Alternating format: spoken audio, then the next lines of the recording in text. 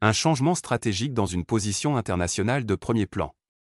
La Grande-Bretagne annonce sa reconnaissance de la souveraineté du Maroc sur le Sahara occidental. Dans un geste qualifié à la fois d'historique et de surprenant, le Royaume-Uni a officiellement annoncé sa reconnaissance de la pleine souveraineté du Maroc sur ses provinces du Sud, y compris le Sahara occidental, rejoignant ainsi un groupe de grandes puissances qui ont commencé à adopter une vision réaliste cohérente avec les réalités politiques et les faits historiques. Une déclaration claire et une position sans ambiguïté. Le ministère britannique des Affaires étrangères a publié une déclaration officielle affirmant son soutien total à la proposition marocaine d'autonomie sous souveraineté marocaine, la considérant comme une solution sérieuse et crédible au conflit qui dure depuis des décennies et qui est devenu un obstacle au développement et à la stabilité en Afrique du Nord. Réaction rapide, et le Maroc accueille la réponse de Rabat est venue rapidement, le Royaume du Maroc.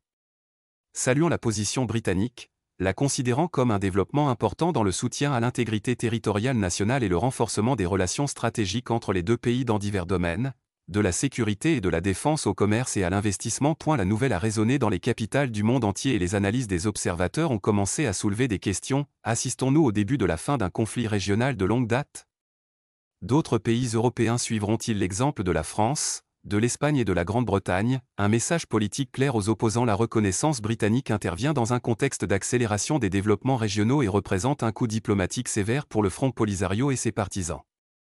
Il est devenu clair que la diplomatie marocaine s'oriente progressivement vers la légitimité et la souveraineté nationale, soutenue par des positions internationales influentes. Vers un nouveau partenariat. Cette reconnaissance se traduit non seulement par un soutien politique, mais ouvre également la voie au renforcement des relations économiques et d'investissement entre Rabat et Londres, notamment dans les domaines de l'énergie, de la sécurité et de l'enseignement supérieur. La Grande-Bretagne, considérant le Maroc comme une porte d'entrée sûre et stratégique vers l'Afrique. En conclusion, de Rabat à Londres, du Sahara au monde, la carte politique se redessine aujourd'hui avec une précision nouvelle.